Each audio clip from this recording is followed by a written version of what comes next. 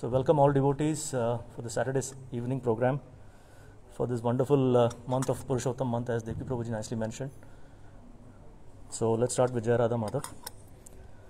Jaya Radha Madhava Jaya Kunja Bihari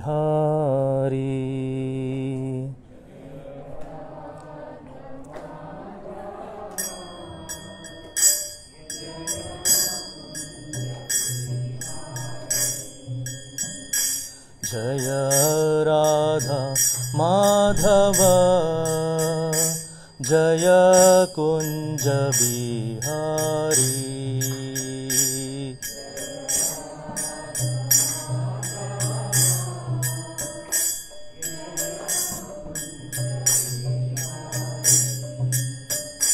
Jaya Gopijana Vallabha Jaya Girivaradhari Jaya Girivaradhari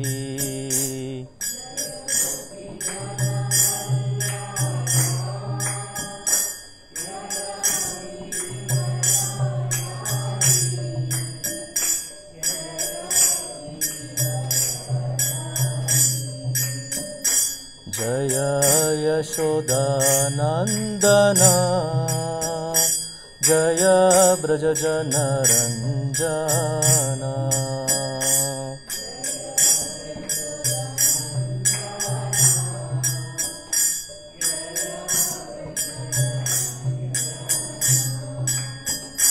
Jaya Yashodanandana Jaya Brajajana Ranjana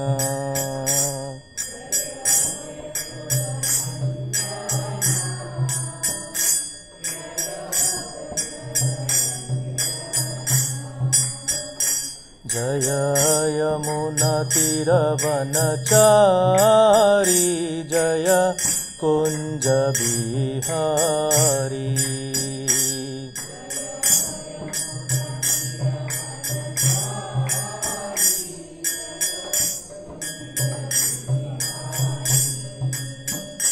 Jaya Yamuna Tiravanachari Jaya Kunja Bihari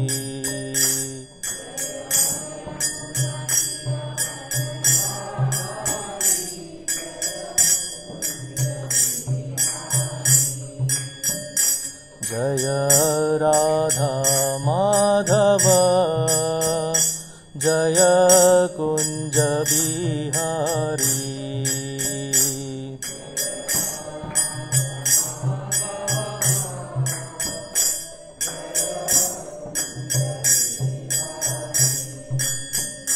Jaya Radha Madhava Jaya Kunja Bihari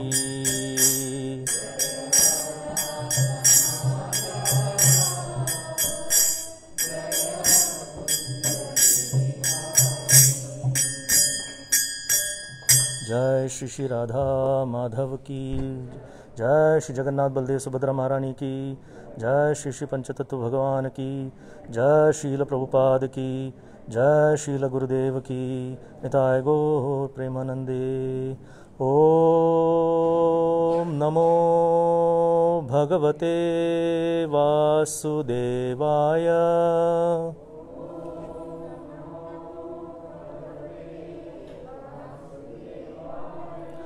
ओम नमो भगवते वासुदेवाय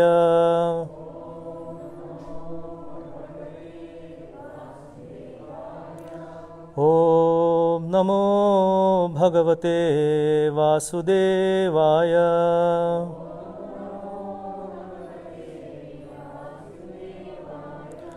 ओम अज्ञानतिमिरन्धस्य ज्ञानाञ्जनशलाखया चक्षुरुन्मिलितं येन तस्मै श्रीगुरवे नमः। श्रीचैतन्यमनोभीष्टं स्थापितं येन भूतले स्वयं रूपकदा मह्यं ददाति स्वपदान्तिकं वन्देऽहं श्रीगुरोः श्रीयुतपदकमलं श्रीगुरुं वैष्णवांश्च श्रीरूपं साग्रजातं सहगणरघुनाथान्वितं तं सजीवं साद्वैतं सावधूतं परिजनसहितं कृष्णचैतन्यदेवं श्रीराधाकृष्णपादान् सहगणललिता श्रीविशाखान्वितंश्च हे कृष्णा करुणा सिन्धो दीनबन्धो जगत्पते गोपेश गोपिकान्त राधाकान्त नमोऽस्तुते तप्त काञ्चन गौराङ्गे राधे वृन्दावनेश्वरी वृषभानुसुते देवी प्रणमामि हरिप्रिये नमो महावदन्याय कृष्णप्रेम प्रदायते कृष्णाय कृष्णचैतन्य नाम्ने गौरतिषे नमः वाञ्छाकल्पतरुभ्यश्च कृपा सिन्धुभ्य एव च पतितानां पावनेभ्यो वैष्णवेभ्यो नमो नमः जय श्री कृष्ण चैतन्य प्रभु नित्यानंद श्री अद्वैत गदाधार श्रीवासादि गौर भक्त वृंदा हरे Krishna Krishna Krishna Hare Hare Hare Ram Ram Ram Hare Hare. So Hare Krishna Prabhus and Matajis.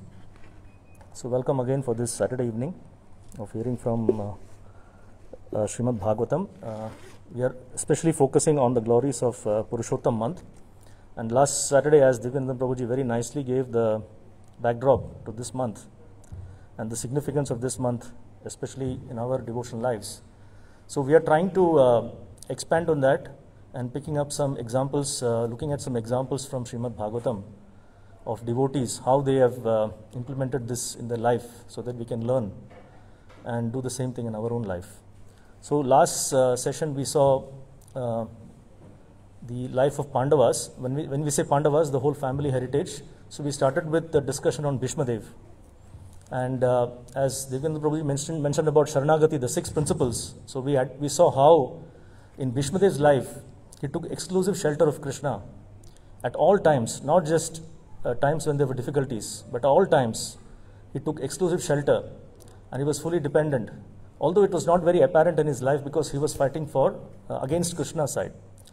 But in his beautiful prayers in the first canto, 9th chapter, we see what a prayerful mood he has displayed and with what fine detail he is meditating on Krishna. This is not possible, as Prabhupada says, that you cannot just meditate on Krishna without having practiced it his own life.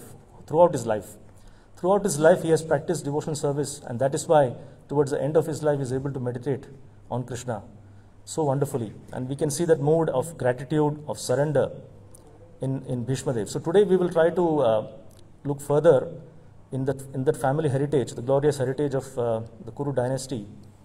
After Bhishma Dev, we will look at Kunti Mata. So Kunti Maharani also, before we get into her realizations and prayers, we'll spend a little bit of time just looking at a background of Kunti Mata's life, because that is very important in the context of which she offers prayers to Krishna. So we know that Kunti Maharani, she was born as Pritha. Her name, when she was born, it was Pritha, and she was born to Surasena, and she's the brother of Vasudev. Excuse me.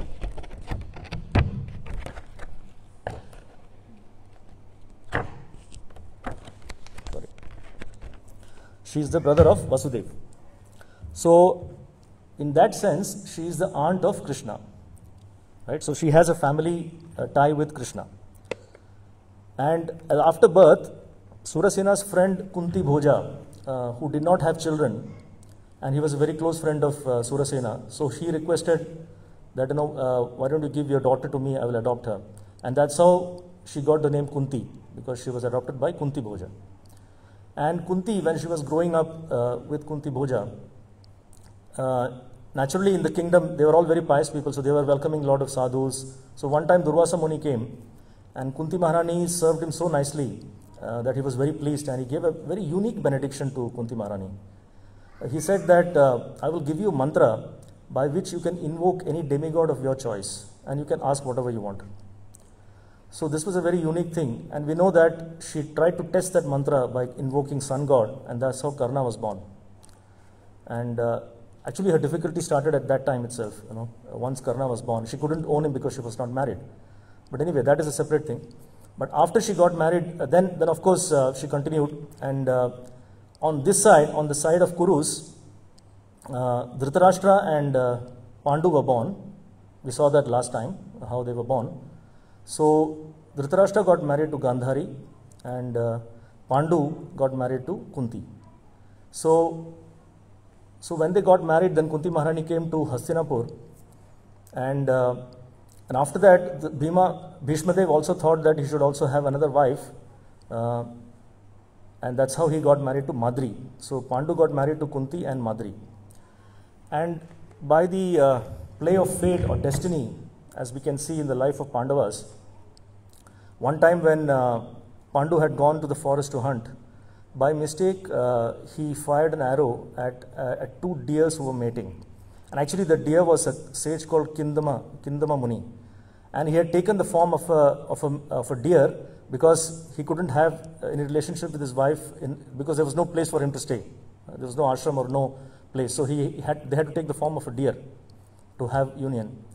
But unfortunately Pandu did not know. And when he shot the arrow, it hit Kindama Muni, and while dying, he cursed Pandu that you will also die in the same manner. Anyway, it was not his mistake, but the curse had to pass.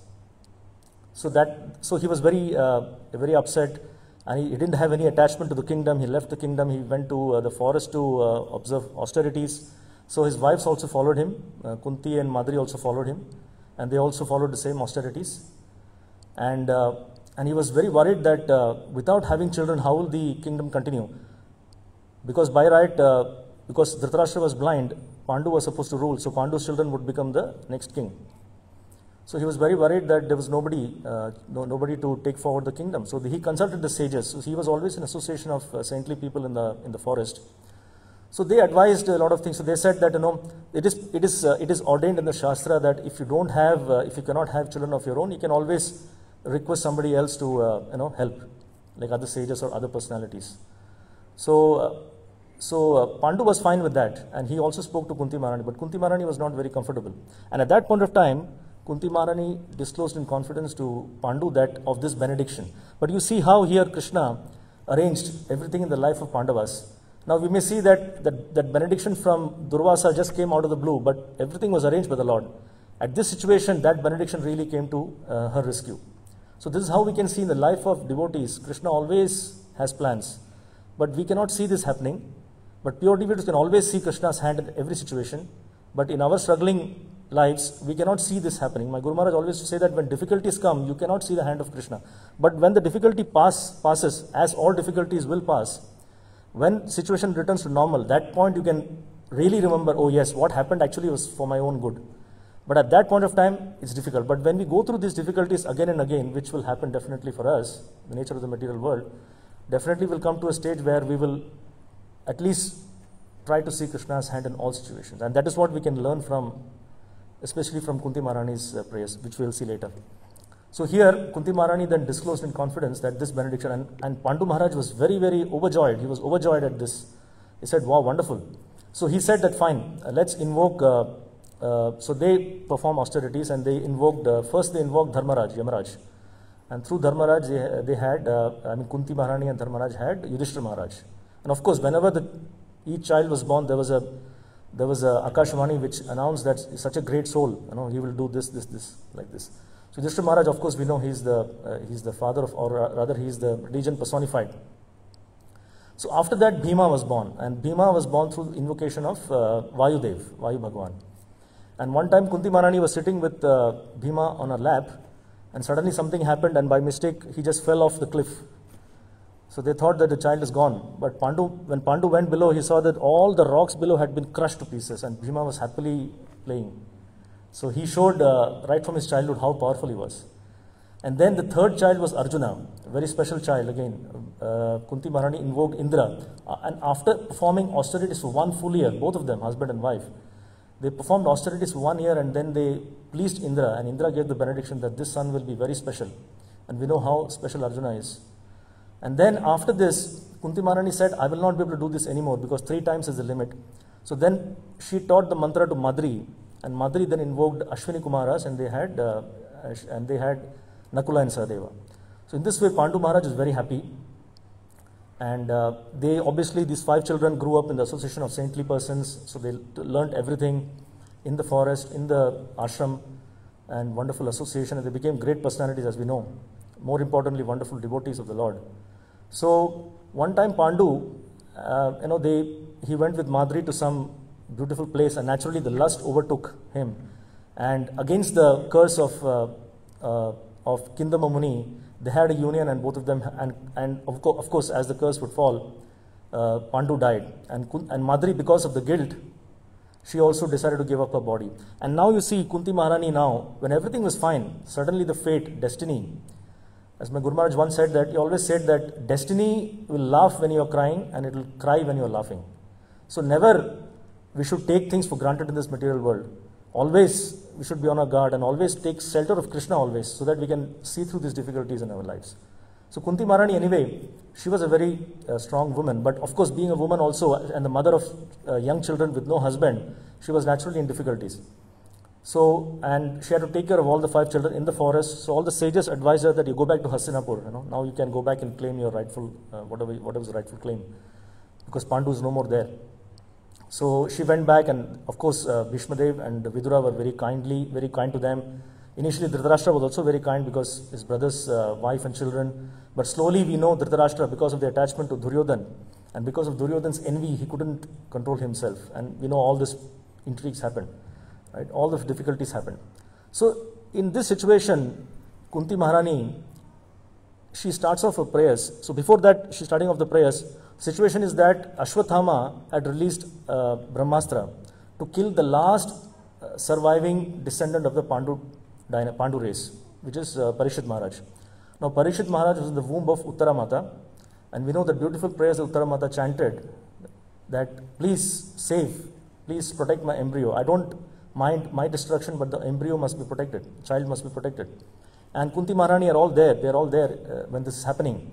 And how Krishna wonderfully enters the womb of Uttara Mata and protects Parishit Maharaj. So in this backdrop, Kunti Maharani starts her wonderful prayers. This appears in the first canto, 8th chapter, verses 18 onwards. So we can see the wonderful mood of Kunti Maharani, and Prabhupada specifically liked Kunti Maharani's prayers so much that he has written this book. I'm sure you would have seen this, Teachings of Queen Kunti, where all the purports are there, plus Prabhupada's lectures, transcripts are there. It is so amazing, all the verses, all the prayers, there are about 25-30 prayers. All of these are beautifully, Prabhupada has given a lecture on each of them. I think it was in Los Angeles in 1973 or something, where he gave a series of talks on Kunti Maharani prayers. And specifically Prabhupada mentioned, glorifies Kunti Maharani's prayers for 2 reasons. He says that you can see the outpourings of a soul. It is not a sentimental outpouring, it's a transcendental feelings that come out from a soul who is deeply absorbed in Krishna. And wonderful philosophical conclusions of our Vaishnavism. These 2 things are unique in Kunti Maharani's prayers. So as a woman, naturally she is feeling very, very, not material sentiments, but very spiritual sentiments. One is because she is related to Krishna as his aunt, but also she is completely aware of the absolute truth, who Krishna is. Right? It's not a sentimental feeling. So these 2 things, it's a very wonderful combination that you can find in Kunti Maharani's prayers, and that's why Prabhupada appreciated this prayer so much. The other thing that Prabhupada said, that if you really want to understand Krishna, then Kunti Maharani's prayers is the way to understand Krishna. Such a beautiful thing that Prabhupada mentioned. To understand Krishna, because it is not possible for us with our material senses to approach the Supreme Absolute Truth. But if we follow the path of devotees, if we chant the prayers chanted by devotees, that is the easiest way for us to understand Krishna. And again, it is not a sentimental thing, it is all full of transcendental knowledge. So if we follow this process, so there is a wonderful sequence in which she presents the prayers. And we'll try to see we'll not be able to cover all the prayers at length, but we'll pick up some key points that Prabhupada has mentioned in these prayers, and so that we can develop a good understanding of these prayers, and then later on we can study in detail and appreciate more. So in the first prayer, Kunti Maharani establishes the identity of Krishna.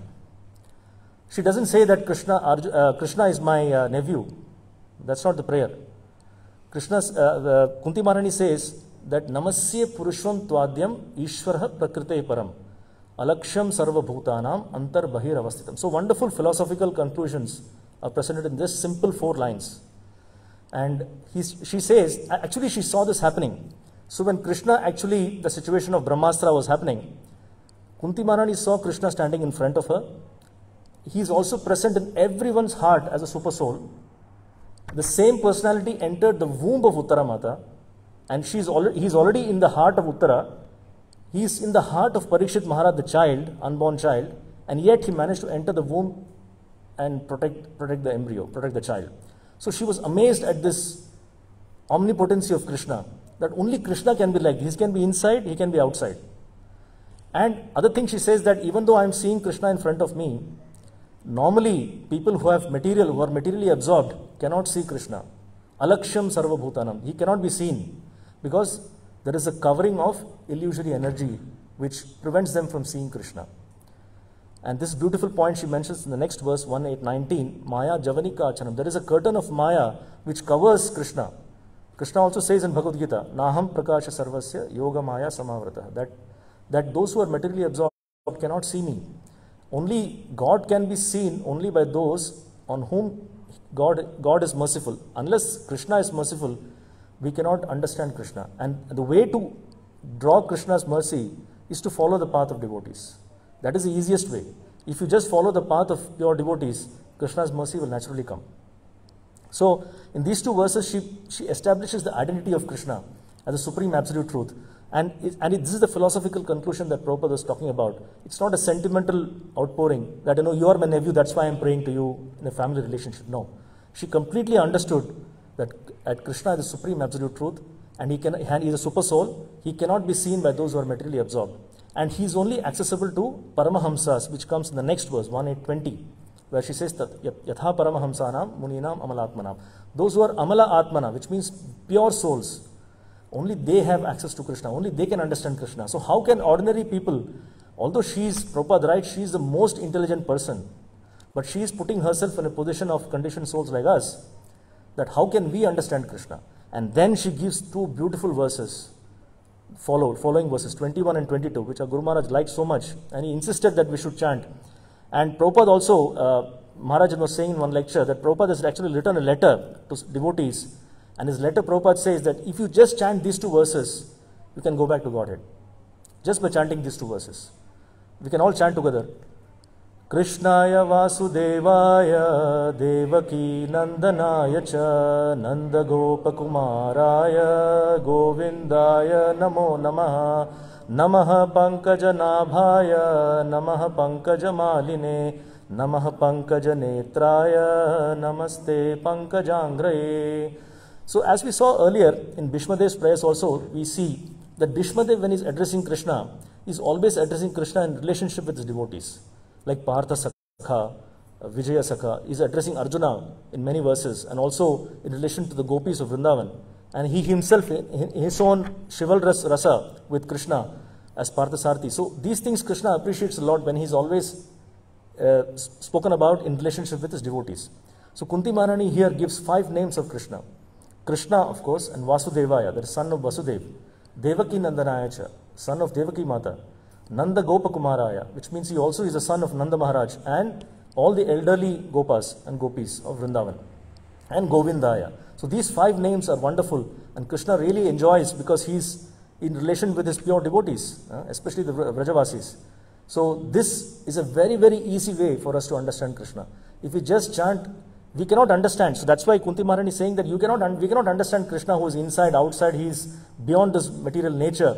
He is alaksham and he is covered by the illusory energy. How can we understand? But this is the way to understand. Just chanting these 2 verses, Prabhupada also emphasizes that we can easily understand Krishna and go back to Krishna.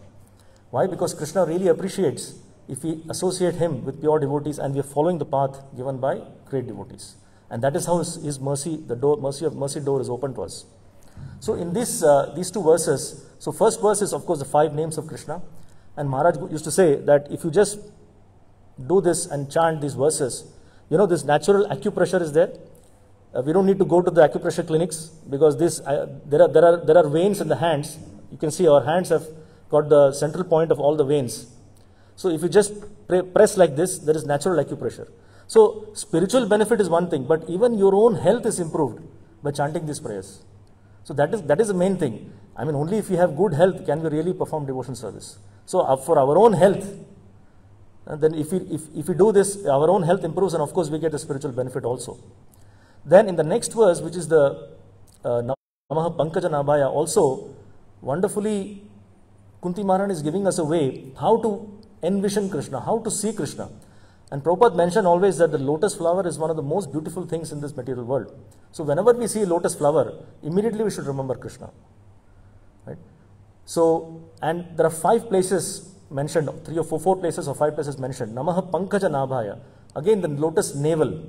And navel also is very important because Brahmaji was born from the lotus navel of Garbhodakshaya Vishnu. And medically also, all the veins, the joining point is at the navel. And in Ayurvedic treatment, in India, olden days, they used to light a ghee lamp. Whenever there is any problem, disorder, they used to light a ghee lamp and keep near the navel. And that actually releases all the knots in the nerves. They are actually released. Now, this is wonderful. This is a very Vedic treatment. So the navel is very important. And even the child, when he is born, is connected to the mother using the umbilical cord which comes from the mother's navel. And is connected to the child's navel. Right? So that is a very important thing. And so Kunti Maharani is praying about Pankaja Nabhaya, lotus navel. And we know the glories of Krishna's navel. You know, it's also described like it's like a lake. It's like a lake with a wonderful depression. So that beautiful description is there in Bhagavatam. Namaha Pankaja Nabhaya, Namaha Pankaja Maline. He's always adorned with lotus garlands. Then Pankaja Maline, Namaha Pankaja Netraya. His eyes are also compared to lotus petals. Then Namaste Pankajangre. In lotus feet we know so many descriptions of Krishna's lotus feet. So in this way, she gives us the vision how to see Krishna, how to understand and associate Krishna with his devotees. So these 2 verses are very important. After that, Kunti Maharani is recounting her own experiences, her own calamities. And she talks about various things that happened. So we can see here, actually these prayers are chanted by Kunti Maharani after all the realizations and all the experiences in which she saw Krishna. So in Bhagavatam, in the 1st canto, 2nd chapter, 3rd verse, it says, Yasvanu Bhavam Akhila Shruti Saram Ekam. So one's own experience, Swa Anubhavam, has to be mixed with the essence of scriptures. Akhila Shruti Saram Ekam. When you combine these 2, the experience and the conclusions of Shastra, that becomes beneficial to all the people in this world. It becomes the greatest welfare activity. And in that verse it is said about Shukdev Goswami that because he combined his own experience with the essence of Bhagavatam, he could present it and remove the ignorance of all the common masses. And that is the greatest welfare activity that anybody can do. And Prabhupada writes many places that the greatest welfare activity you can do is to give Krishna to others. So one is to become Krishna conscious ourselves and then distribute it to others. And that is what Kunti Maharani is doing here.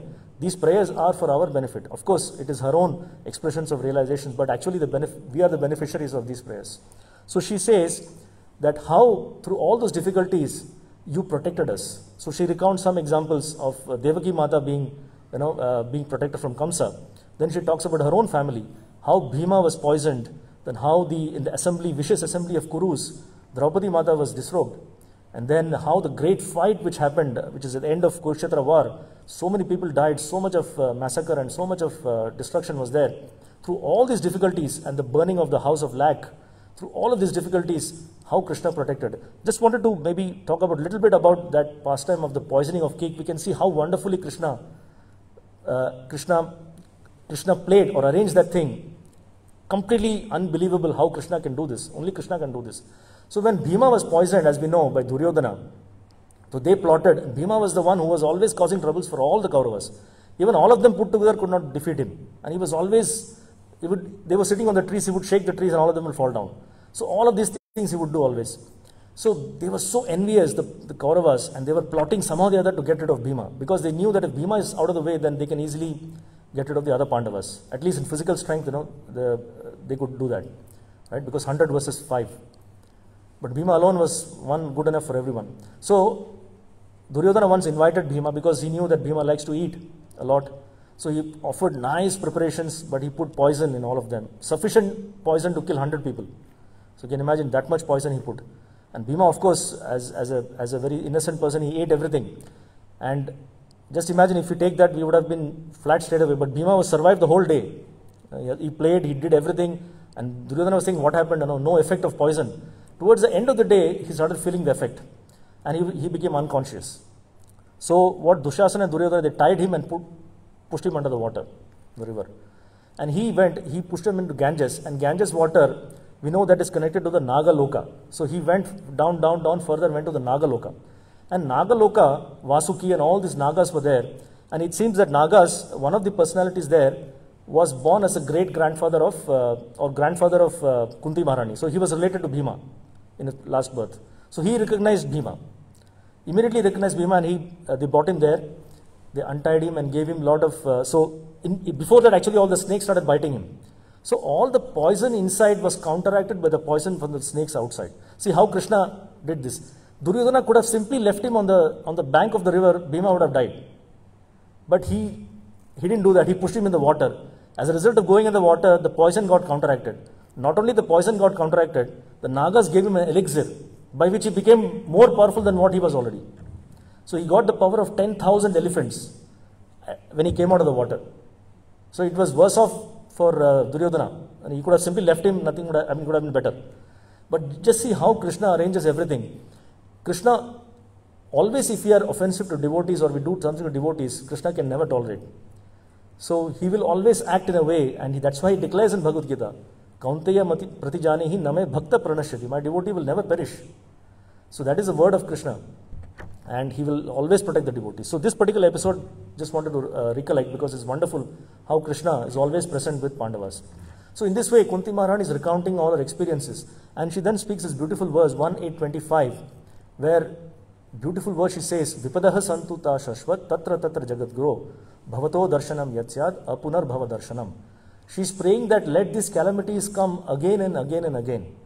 Because whenever these calamities come, we see you, Krishna, and by seeing you, we'll never have to take birth again. Such a beautiful prayer. Guru Maharaj used to say this Kabir ka doha in Hindi. You must have heard those from North India. Dukh mein sumiran sab kare, sukh mein kare na koy, jo sukh mein sumiran kare, dukh kahe ko hoy. So Kabir says that if you always, always people are in difficult situations, very easily they go to approach Krishna. Like whenever we have difficulty, we go and pray. But if we always habituate ourselves to seeing Krishna or praying to Krishna or thanking Krishna in all situations, happy situations, particularly happy situations, then why will miseries ever come? Because devotees, they don't see differentiation between good and bad. For them, every situation they take shelter of Krishna. So Kunti Maharani, by praying like this, she's actually telling us that doesn't matter whether there is misery or there is happiness, as long as you are with us, that is good enough for us. And that is why she's asking for calamities, because calamities one easily takes shelter of Krishna. Prabhupada says in the purport, when there are calamities, we easily take shelter of Krishna. So that's why she's praying that let all calamities come again and again. And she says apunar, because these calamities is only for this particular life. But what is the benefit of seeing Krishna? That you completely get rid of all these things from your next birth. You're completely out of this cycle of birth and death. That is a much, much better or much farther benefit than just going through the difficulties. So not only do you get association of Krishna while you're going through difficulties, but you come out of the cycle of birth and death completely. Apunar bhava darshanam.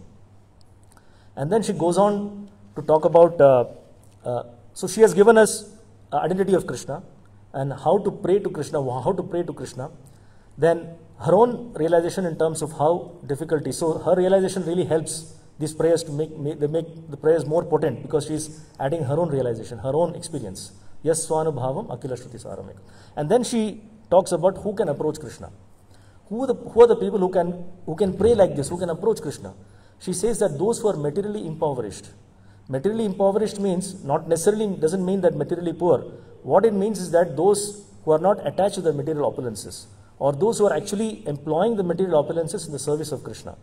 I heard a very beautiful story from one of the devotees who had given a class recently in the Zoom class. So he gave this nice story about about a sadhu. So this sadhu used to visit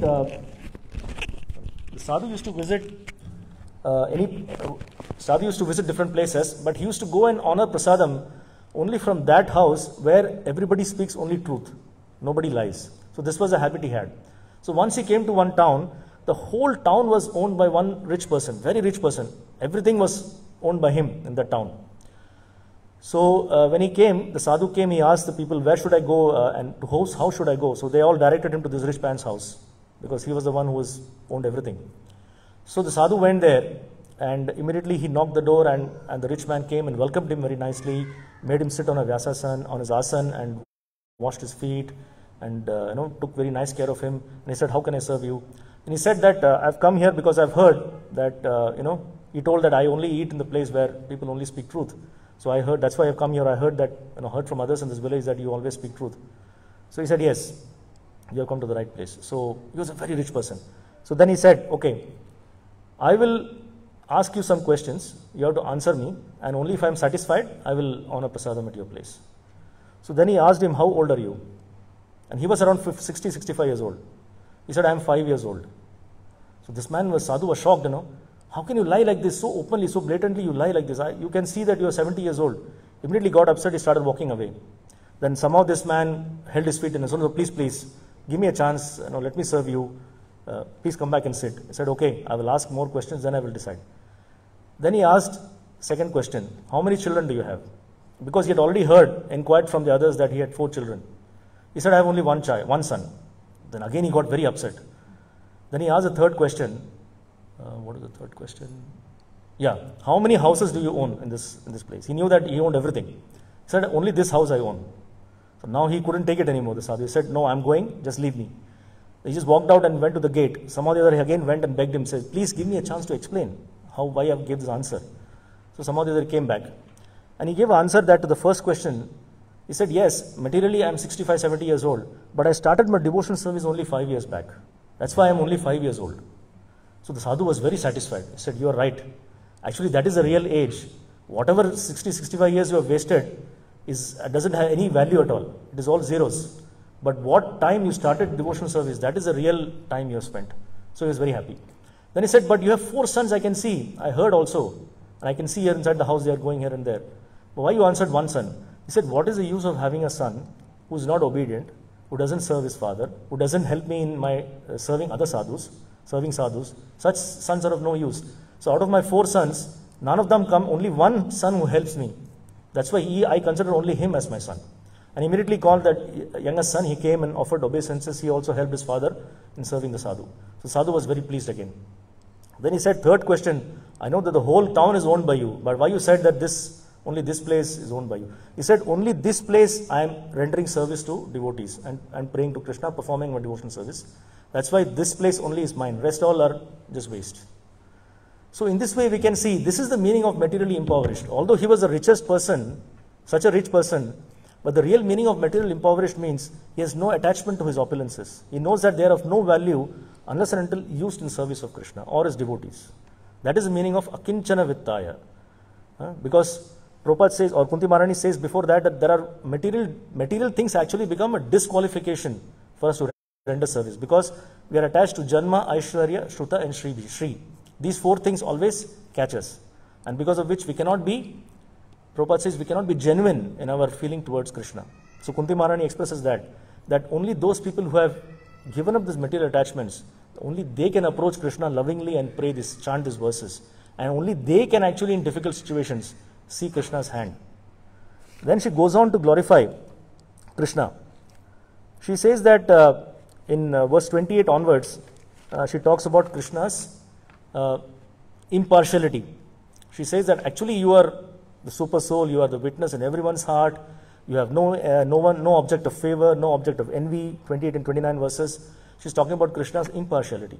But actually, we see that although Krishna is impartial, sometimes people say that Krishna is partial to his devotees. But actually it is just, Prabhupada gives a very nice example. He gives the example of sun. Sun's rays are available to everyone. But those who deny the sun's rays, for them the sunlight is not available. It is not the sun's mistake. Sun is equal to everyone. But if we purposely shut ourselves from the sun, then we cannot take the benefit of the sun.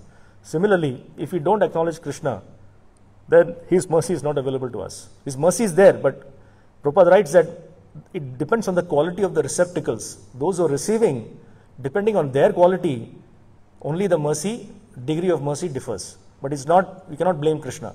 He is equal to everyone. See, even those who are atheists and non-believers, Krishna doesn't stop them from breathing air, or doesn't stop their supply of water. They're also surviving, everything they're also getting. So no discrimination. So Krishna is equal to everyone. But those who are approaching Krishna lovingly, Krishna reciprocates. So it is just his reciprocation which sometimes people think of as partiality. Actually, he is equal to everyone. So this point Kunti Maharani brings out, that actually Krishna is equal to everyone. And then Kunti Maharani, from verses 30 to 35, she talks about Krishna's activities, his appearance and his activities. Because Bhagavad Gita, Krishna says, Janma karma cha me divyam evam yo veti tattvataha. Those who understand my appearance and activities in tattva, in truth, they are completely free from the cycle of birth and death. And that is why she is telling us that why Krishna appears. So she gives various reasons. She says that some say that you appeared in response to Brahmaji's prayers when there were difficulties, because all the demigods, when Kamsa was creating difficulties, they approached Brahmaji. Then Brahmaji approached Kshirodakashayi Vishnu in Shvetadvip, and he prayed, and that's why Krishna appeared. Some say that because Krishna appeared, he wanted to glorify his Yadu family, that's why Krishna appeared. Or Krishna appeared just to relieve the distress of Devaki, or to answer her prayers. She appeared.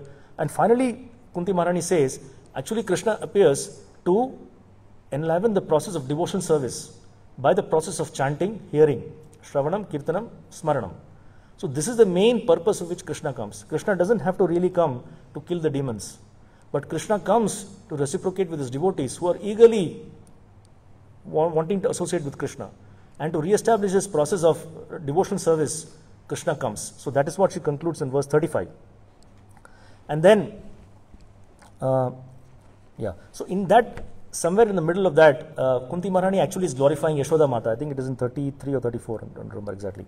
But Gopya Dade, that verse, a very famous verse. Now we are, in a month's time, we are entering Kartik month also, where we'll be always relishing this pastime. But this particular verse and the Prabhupada's purport is wonderful in this purport. His purport is really amazing. Please, I encourage you all to read this purport. That purport actually brings out the greatness of Yashoda Mata and how Kunti Maharani, we see that in devotional service, pure devotees are never envious of each other. I mean, for me, this concept is extremely difficult for me to understand, because here we are used to being envious. We cannot see somebody else better than us. But here, Kunti Maharani, we can see that her mood, she's glorifying Yashoda Mata so much. Because, and Prabhupada brings out that nice analysis in this purport. He says that Kunti Maharani very well knew Krishna is Supreme Personality of Godhead. Right? But Yashoda Mata did not know. Why? It's not that she was ignorant. She was completely absorbed in the love of Krishna so much that she didn't care about Krishna being God. They never cared. In fact, whenever the demons were killed in Vrindavan, all these Vrajavasis would come together and discuss, oh, your son is extremely special, he must be a demigod. And Nanda Maharaj would say, maybe he's a demigod. So Prabhupada says, even that they were not sure. He said, maybe. So that is the mood of Vrindavan. They never cared to think about Krishna being a god. And Krishna also never cared. He also didn't want to be considered as God. Because the moment Yashoda Mata, if she knew that Krishna is God, she would not be doing this chastisement of Krishna. Nobody would ever do that. That's why Kunti Maharani, she is very careful about her position. She says that I can never do this.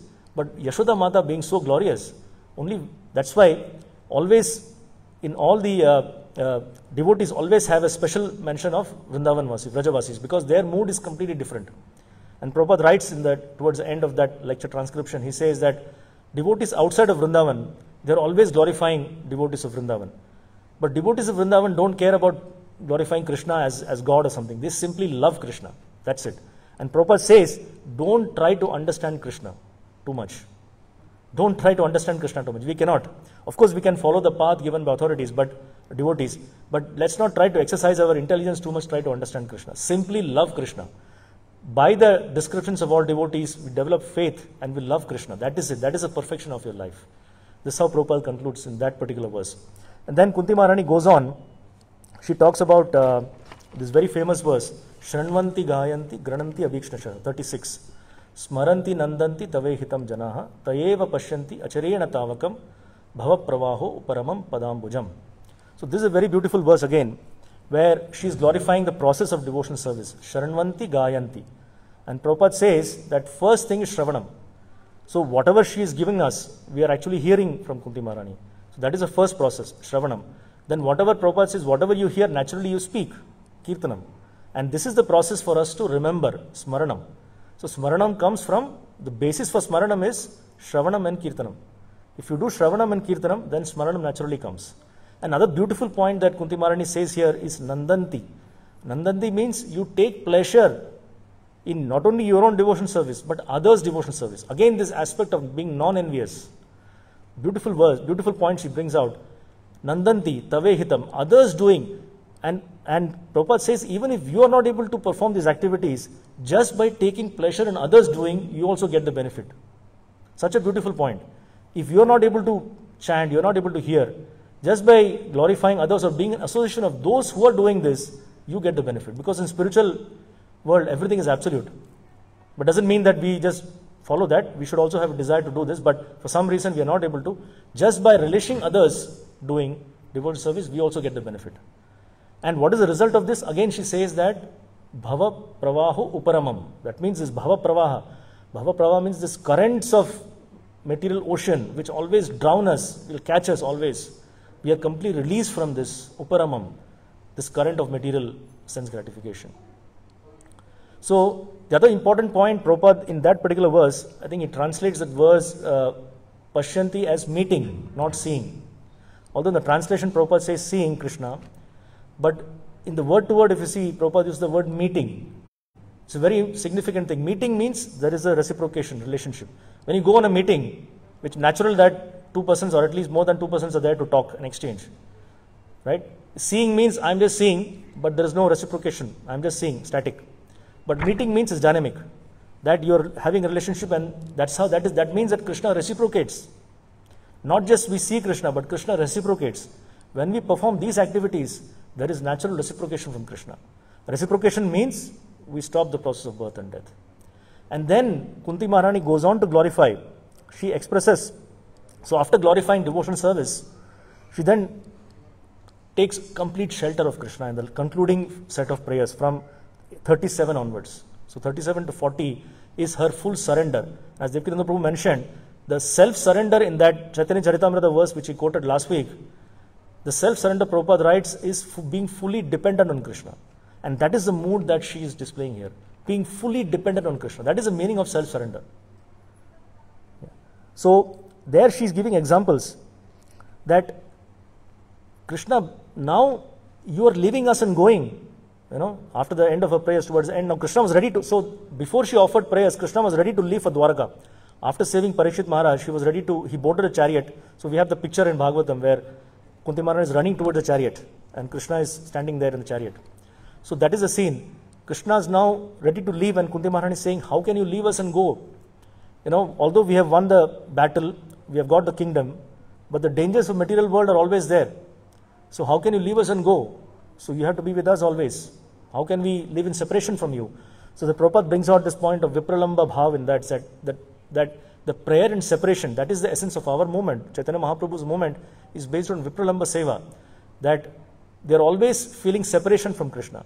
So here Kunti Maharani is bringing out that mood of Vipralamba Bhav, where she is feeling intense separation from Krishna, that after Krishna leaves, what is going to happen to us? Because she completely knew that although Pandavas were great souls, they had great material assets, but she completely knew that everything was because of Krishna's presence. Only because of Krishna. And later on we'll see in Arjuna's prayers to follow, that this mood comes out in Arjuna's prayers also. That without Krishna, I'm completely null and void. And this is the mood that she is also portraying here. That only because of Krishna, they had whatever facilities they had or whatever material assets they had was only because of Krishna. And Prabhupada brings this point of one and zeros. We have heard this many times, that without one, the zeros have no value. When there is one, which is Krishna, then the zeros have some value. Right? So then she is saying that because of you, this land has produced so much of natural things. She doesn't talk about the factories or the phones or anything like that. She talks about natural things, that medicines and herbs, trees, rivers, mountains, all of these were flourishing because your lotus footprints are there on this earth, because of which everything is flourishing. And without you, absolutely no value to all of these things. Rithayartham yat pratiyeta na pratiyeta cha atmani tad vidyad atmano mayam yatha bhaso yatha tamaha. If there is nothing in relation to Krishna, everything is Maya. But everything in relation to Krishna only that has value.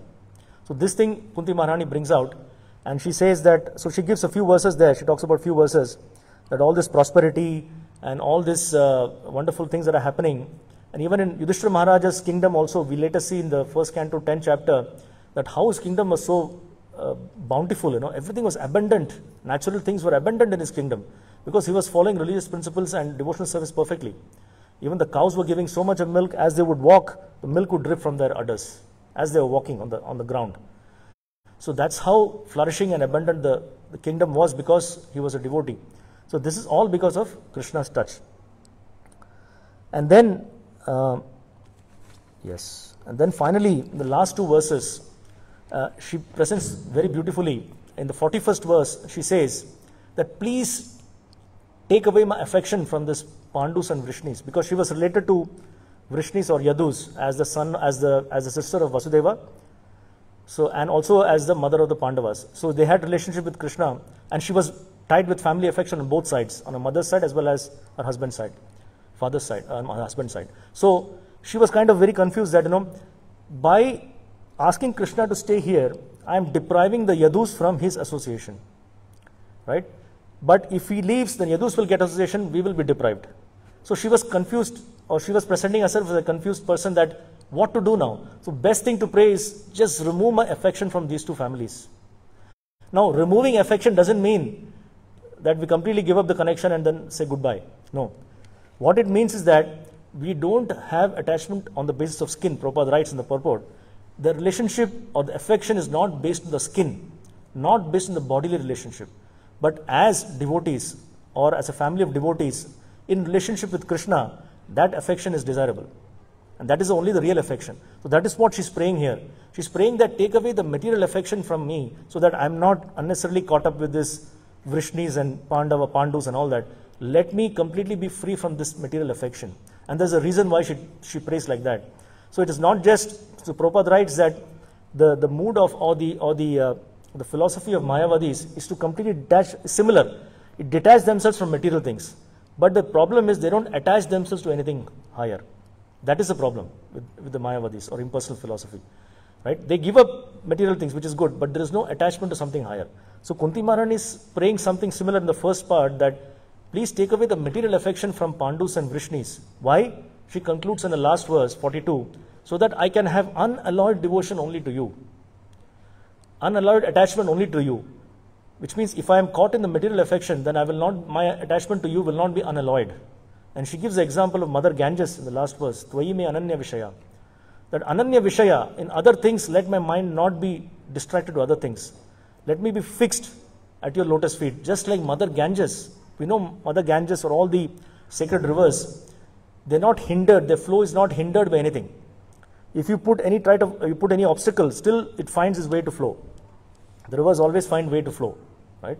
So just like that, her devotion, she's praying to Krishna, let it be unhindered and always flow to the lotus feet of Krishna, Madhupati. So in this way she concludes the prayers.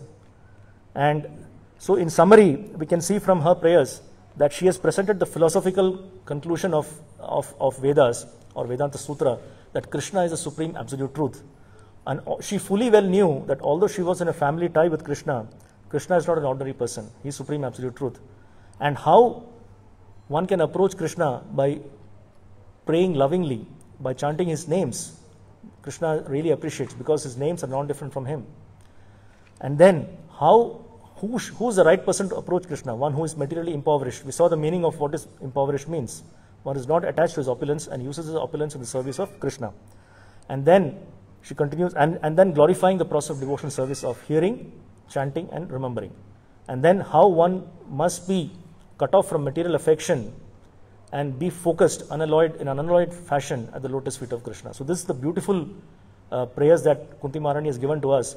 And this kind of synchronizes with the mood of Purushottam month also, where especially during this month we have to intensify our devotional service, intensify our taking shelter of Krishna, more intensely remembering, hearing. This whole month is about hearing. That's why everywhere you see, we are fortunate that although this situation is there of being confined to our homes, There are so many discussions going on online. Every day, every temple, all the temples have special programs, special hearing. Shravana Utsavam is going on. So there are so many opportunities for us to hear and relish. And this is the way for us to be fixed. And then we discuss, we talk about Kirtan, we discuss with our devotees, share the realization, share what we have heard. And this is the way to remember Krishna. And that is what Kunti Maharani is giving us in her beautiful prayers. So we only have to follow the process. We don't have to propose. We don't have to invent anything new, anything innovative. Of course, according to time, place, circumstances, we can do certain things to improve our devotional service, but we should not go away from the path given to us by the pure devotees. So that is what we should take back. And Krishna willing, we'll continue this discussion from the family of Pandavas in the subsequent sessions. So I'll conclude here. Hare Krishna.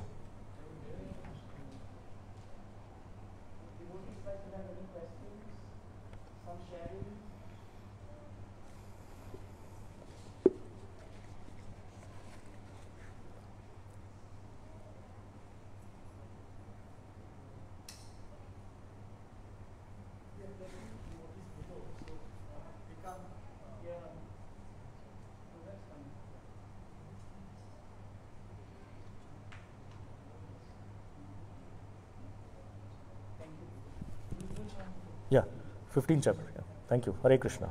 Jai Granthra Srimad Bhagavatam ki, Srila Prabhupada ki, Jai Srila Gurudev ki, Nitai Gaur Premanande. Srila Prabhupada ki.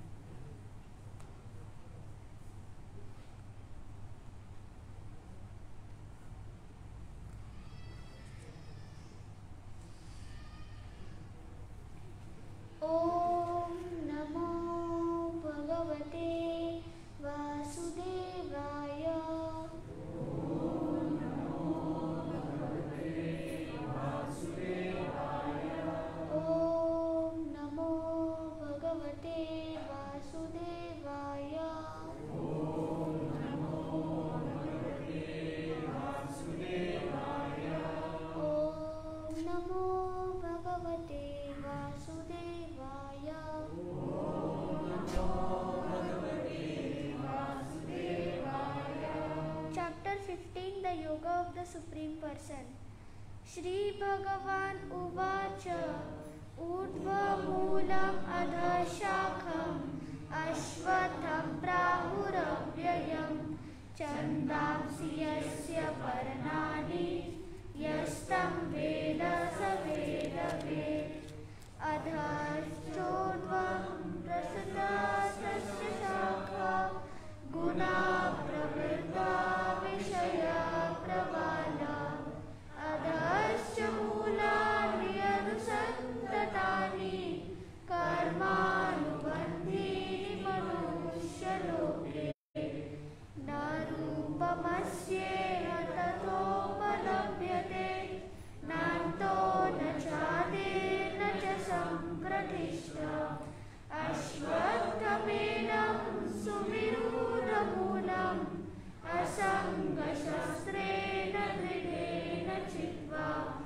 Tatha padam tat parimargitavyam Yasmin gatana vivatanti bhuya Tam eva chadyam purusham prapadye Yada privritti prasata purani Nirmana moha jita sangadosha Adhyatma nitya vidivritta kamaha Vandhe vimukta sukha dukha samye Gacchanta yamuna padamavyayanta Natad bhasayate suryo Na shashanko na pavakaha Yad gatva na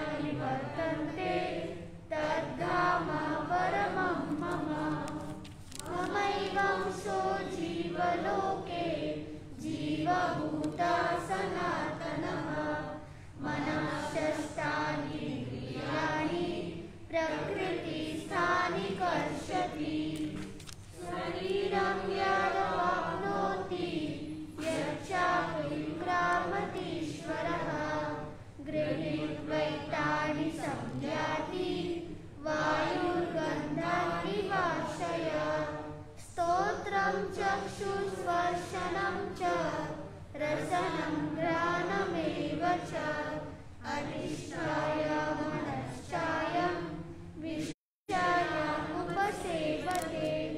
उक्तमन्तं सितं वापि भुञ्जानं वा गुणान्वितं विमूढानानुपश्यन्ति पश्यन्ति ज्ञानचक्षुषः यतन्तो योगिनश्चैनं पश्यन्ति आत्मनोस्थितं यतन्तोऽप्यकृतात्मानो नैनं पश्यन्त चेतसः यदादित्यगतं तेजो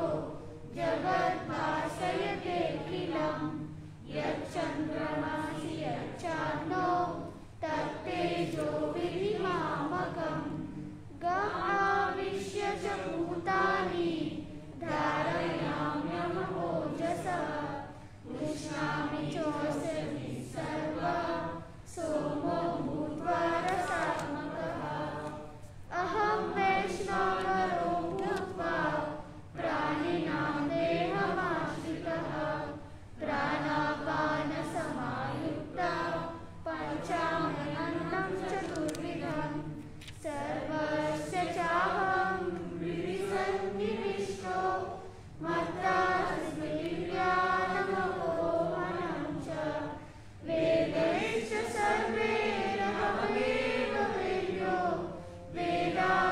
वेदान्तविदेव चाहं द्वाविमो पुरुषो लोके क्षरश्चाक्षर एव च क्षरः सर्वाणि भूतानि कूटस्थोऽक्षर उच्यते उत्तमपुरुषस्तुन्यः परमात्मेत्युदाहृतः यो लोकत्रयमाविश्य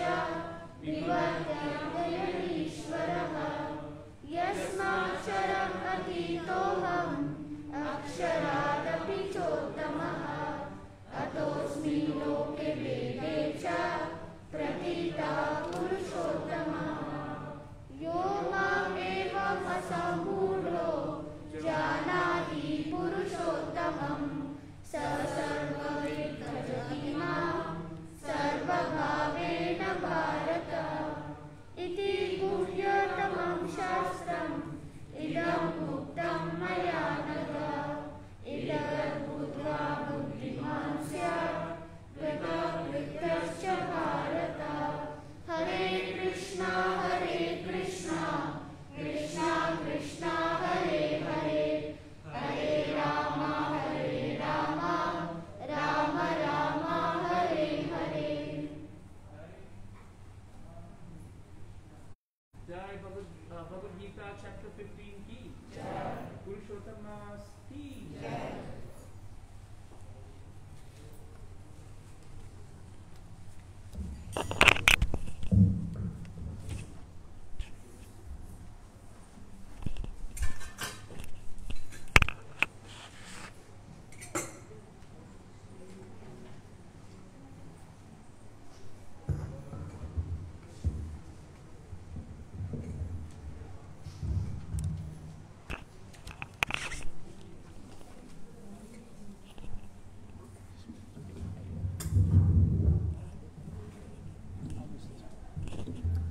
So devotees, we request you all to please rise for Gaurarati, and then after that we'll make some announcements for the rest of the month for Purushottam Mass.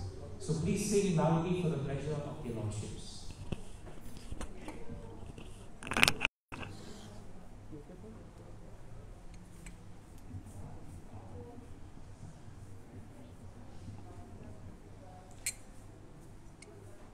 जय पंचतत्वा जय पंचतत्वा जय पंचतत्वा जय पंचतत्वा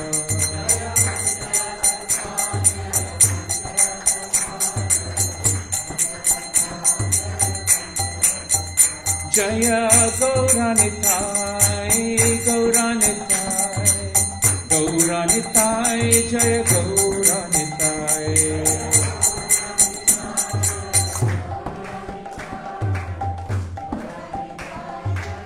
निताय गौर हरि बोल हरि बोल हरि बोल निताय गौर हरि बोल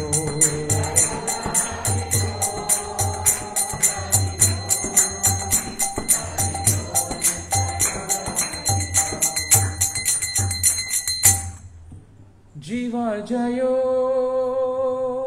जयो गौरचंदे आरती कशोभा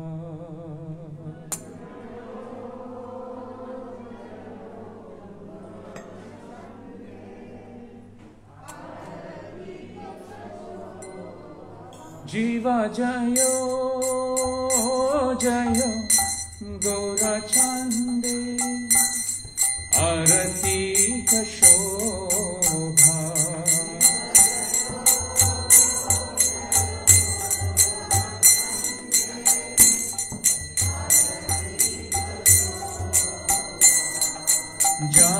जानावी कथावाने जगमान लोभा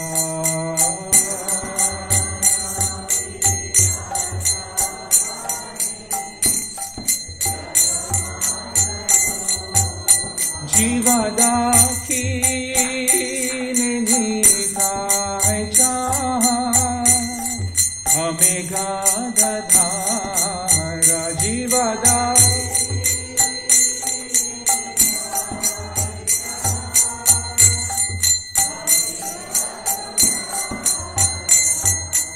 निकाते अद्वैता श्रीनी वस छात्रधारा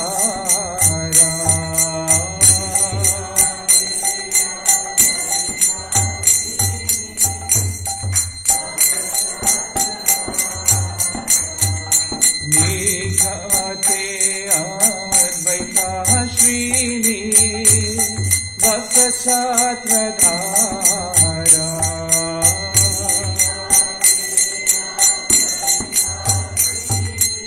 जय श्री श्री पंचतत्व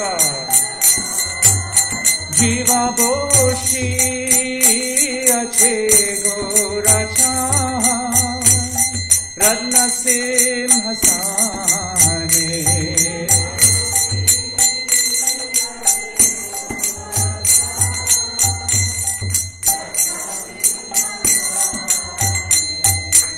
आरती को एरो ब्रह्मा आदिदेव गाने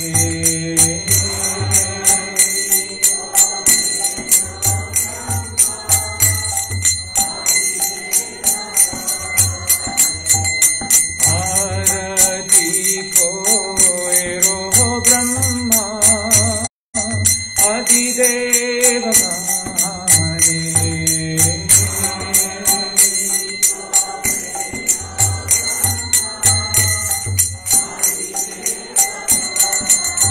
जीवानारा हरियादि कोरी चमरा दुलाया जीवाना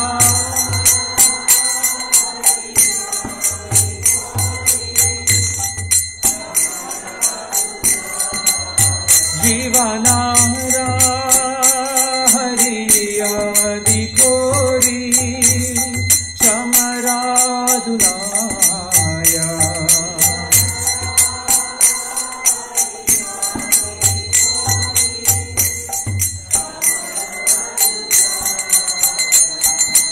संजया मुकुंदा भाषु दोषा दिखाया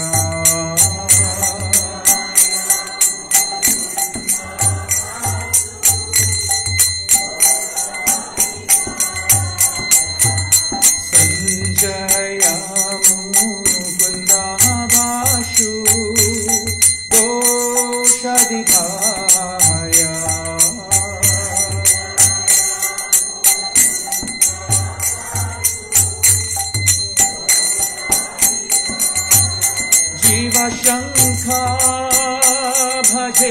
गंथा भाजे भजे खार खारा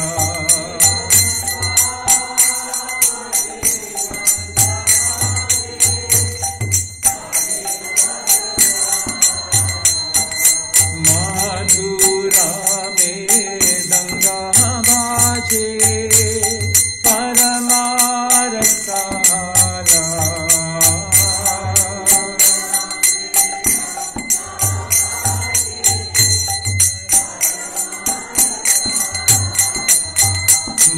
माधुरा में गंगा भाजे परमारसारा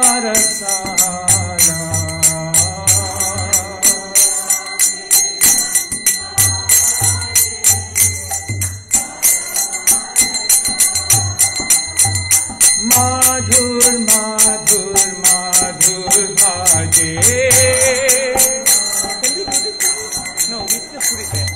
माधुर माधुर माधुर भाजे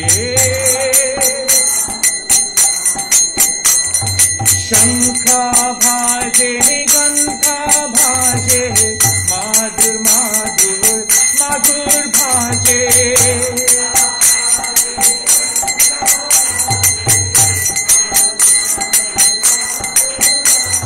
शंखा भाजे गंधा भाजे माधुर माधुर माधुर भाजे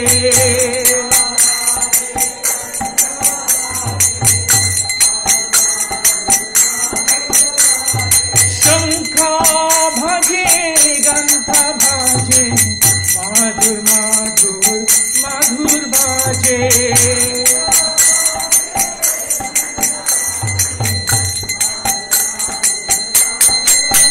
माधुर माधुर माधुर भाजे माधुर माधुर माधुर भाजे हरि बोल हरि बोल हरि बोल निताय गौरा हरि बोल हरि बोल निताय गौरा हरि बोल हरि बोल हरि बोल निताय गौरा हरि बोल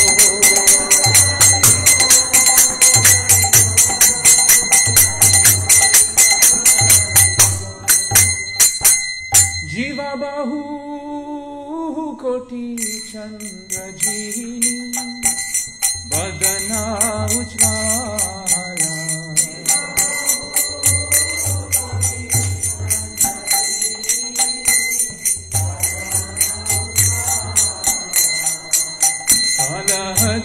से बना माला पूरे जाल माला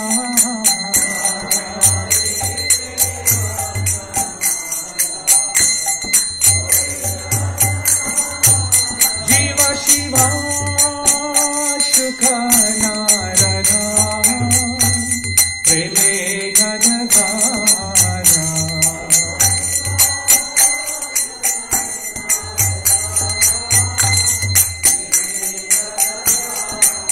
शिवा शिवा सुख नारदा प्रेमे गदधारा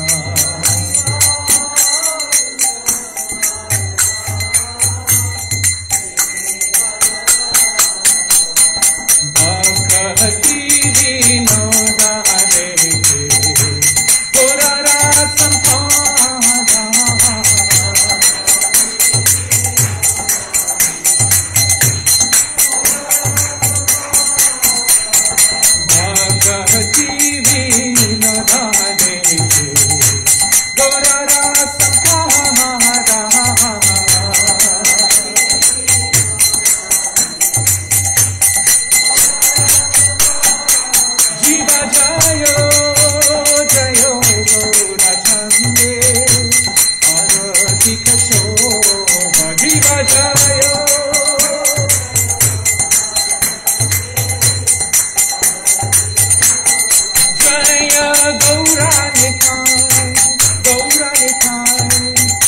निताय जय गौर निताय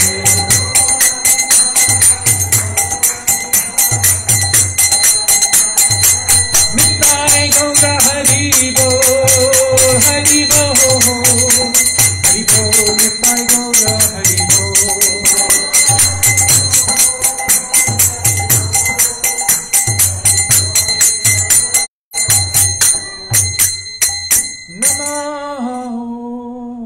विष्णुपादाय कृष्ण कृष्णाय भूतले श्रीमते भक्ति वेदांत स्वामी इति नामिने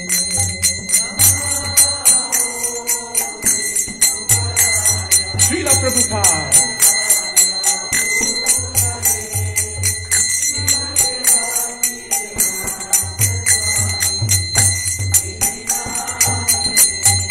नमस्ते सरस्वती देवी गौरवाणी प्रचारिणे निर्विशेषः शून्यवादी पास्यत्यादिसतारिणे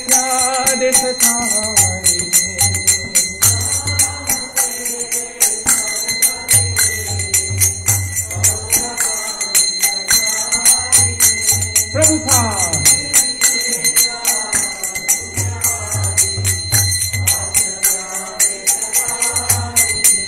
जय श्री कृष्ण चैतन्य प्रभु नित्यानंद श्री अद्वैता गदाधर श्रीवासदि गौर भक्तवृंद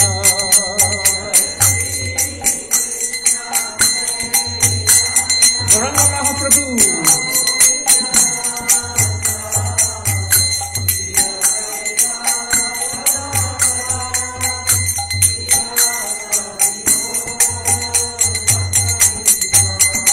जय श्री कृष्ण चैतन्य प्रभु नित्यानंद श्री अद्वैता गदाधर श्रीवासदि गौर भक्तवृंद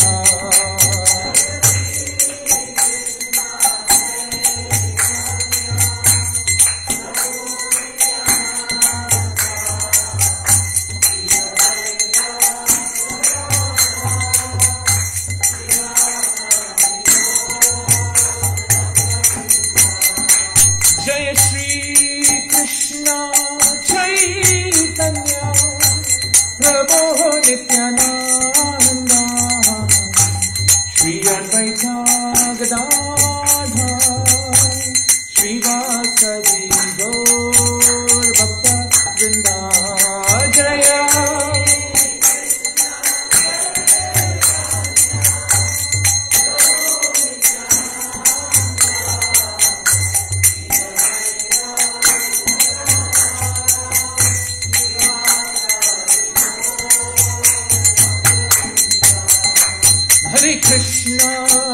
हरे कृष्ण कृष्ण कृष्ण हरे हरे हरे राम राम राम हरे हरे हरि बोल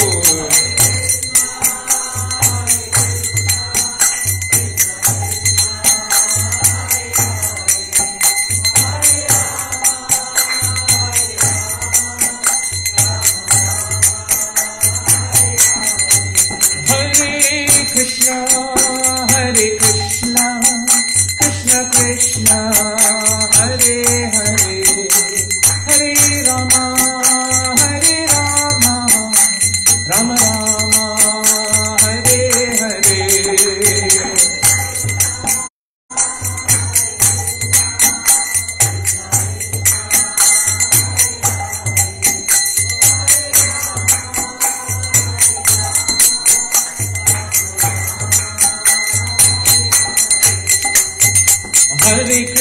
हरे Krishna Krishna Krishna Hare Hare Hare Ram Ram Ram Hare Hare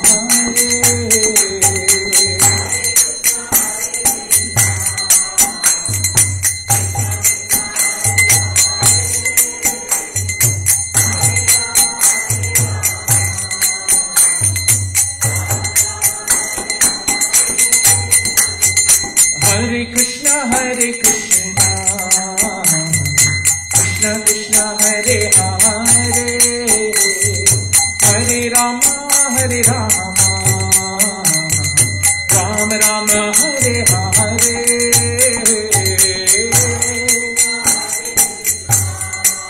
Krishna, Jai Jagannath.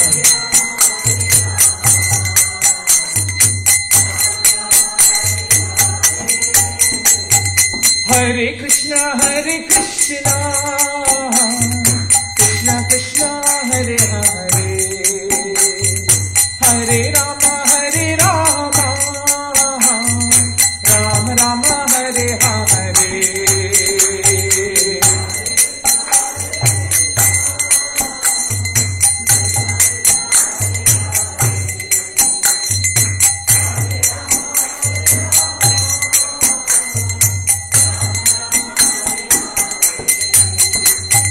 Hare Krishna,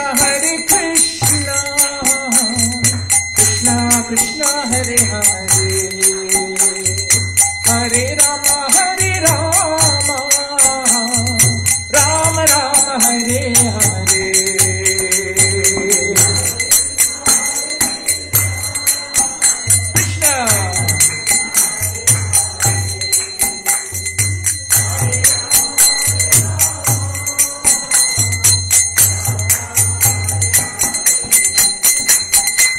Krishna, Hare Krishna, Krishna Krishna Hare Hare, Hare Rama Rama Rama Hare Hare.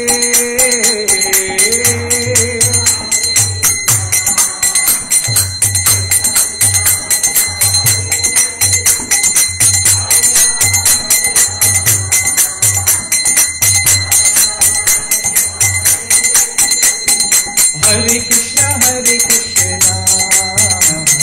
Krishna Krishna Hare Hare, Hare Rama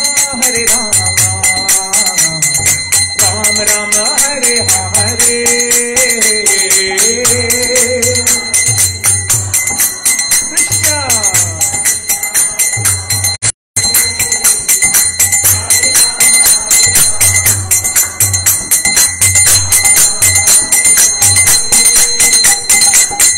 Krishna, Hare Krishna, Krishna Krishna Hare Hare, Hare Rama Rama Rama Hare Hare.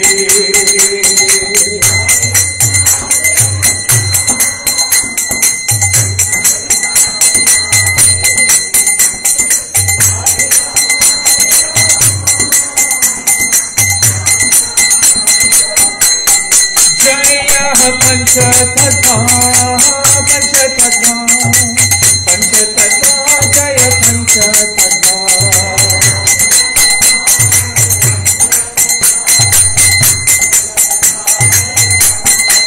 Jaya Jagannatha Baladeva Jaya Subhadama.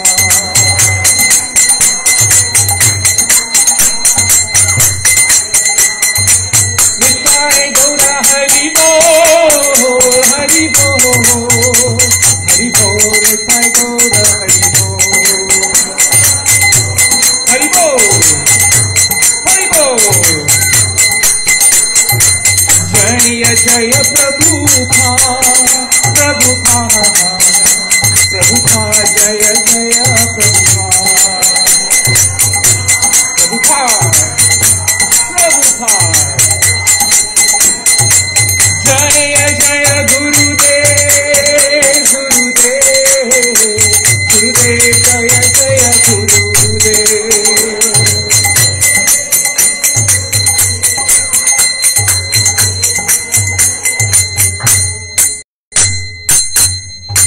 Jai Om Vishnupad Paramhamsa Parivrajacharya Ashtota Sat Srimad His Divine Grace A.C. Bhaktivedanta Swami Srila Prabhupada Ki. Jai Om Vishnupad Paramhamsa Parivrajacharya Ashtota Sat Srimad His Divine Grace Srila Bhakti Siddhanta Saraswati Thakur Maharaj ki, ISKCON founder, BBT founder, BI founder, Bhakta Kalachetra founder, His Divine Grace, AC Bhakti Vedanta Swami Srila Prabhupada ki, Namacharya Sri Haridas Thakur, Sri Sad Goswami Prabhu's ki, Ananta Koti Vaishnavinda ki, Prem se kaho Sri Krishna Chaitanya Prabhu Nityananda, Shri Advaita Gadadhara Srivasadi Gaura Bhaktavinda ki, Shri Shri Radha Krishna Gopa Gopinath Shama Kunda Radha Kunda Giri Govardhana ki, Shri Vrindavan Bhumi Dham ki, Shri Mathura Dham ki, Shri Mayapur Navadvip Dham ki, Nilachala Purushottama Cheta Jagannath Puri Dham ki, Chakratita Vamna Cheta Dwarka Puri Dham ki, Gangamai ki Amanamai ki, Srimati Tulsi Vrindai Devi ki, Samaveda Bhaktavinda ki, Jai Shri Harinam Sankirtan Yajna ki, Hare Krishna Mahamantra Yuga Dharma ki, Grantaraj Srimad Bhagavatam ki, Nitai Gaura Premanandi. All glories to the assembled devotees. All glories to the assembled devotees. All glories to the assembled devotees. All glories to Sri Sri Guru and Sri Gauranga. All glories to Srila Prabhupada ki.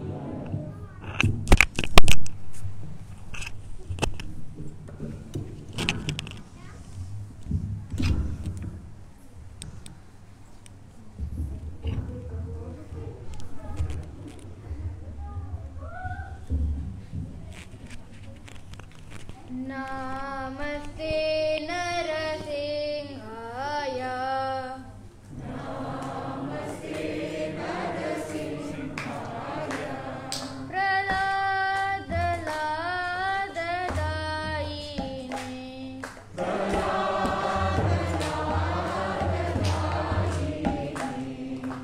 Hiranyakashipurvakshaha.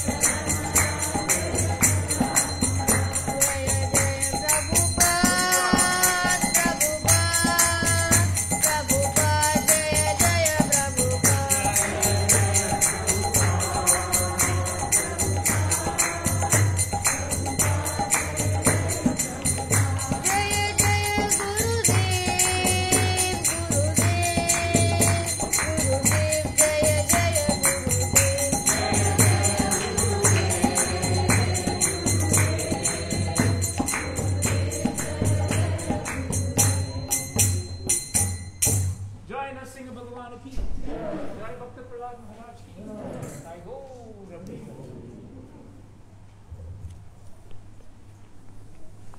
So we thank all devotees for joining us today for the program. It is very heartening to see that the numbers are growing. The only thing is our apologies to the devotees who are downstairs. The air condition is not working. I know several of you have come up to see me. We are working on it and we hope to get it done as soon as we can, right? The last thing we want is for you to be put in difficulty. So let's hope that we settle that as soon as we can. So thank you very much to all the devotees. And it's so nice to know that in the next month or so, Krishna willing, we will be able to at least by the first day of Damodar month, right, which will be on the 1st or 2nd, I think, or the 30th of October, depending on how it goes, we are targeting, praying to the Lord's mercy that Jagannath, Baladev and Subhadra Mai can come back to the center, right? I think, their lordships, we are very anxious to see their lordships, but I think all of us must make this effort. If you don't have the number, get the number. We should all call Chandrasekhar Prabhu, Subhanala Mataji, and personally thank them for all these months, caring for their lordships and worshipping them so devoutly and with so much of devotion. And we want to thank the devotees, who have gone over to do beautiful deity dressing and to care for Jagannath, Baladev, Subhadra. And I think many of us are actually really missing their presence in the center. Jagannath, Baladev, Subhadra are so powerful as deities, You all know, even in Jagannath pastime in Jagannath Puri, long time ago when Jagannath was installed in the Puri temple, there was actually originally a deity of Neelamadhav also there. But then Jagannath fought with Neelamadhav and told him, this is not your place, you have to leave. And Jagannath is monopolist, he doesn't share the altar with anyone. So that's why, his presence is so reassuring to us. And we are just praying that he comes back here. But for us to do that, we need to fix up all our services. And if devotees who can contribute to the Rajbhog, the Gaura Arati, the Mangala Arati, the Shine Arati services, if you can do that, please come forward. We need teams and we need backup teams. Because everyone's working. Sometimes things are unpredictable. But the service to their lordships must continue. And supposing you cannot do these aratis for whatever reason, and very often you may not be in a position to do them. Some of you are good with singing. You can sing. You can come in the morning to sing Samsara Dava. You will support those who are coming here to do the arati. What is wrong in coming in the center? Just praying and fixing one day for Jagannath in the morning. Or you can come in the evening for Shine Arati. Fix it up with the team so that you come and you do the singing. Sometimes you can support the team members because sometimes they are up, but you can go down and get some things for them and you can even clean the place. So actually, it's not only specifically deity worship. Every one of us can take a particular day or days and just come and be there. Surely it should not be that we should have only the minimum number of devotees coming to support these programs. We should have as many devotees coming to support the programs. So maybe this is the time for us to change that cultural mindset that we've been having. That it's only the teams who come, bare minimum, and they go. We can commit to Jagannath once a week. And if it just takes five sets of devotees to commit for 5 days a week. And we already have a team downstairs and we have a team upstairs then.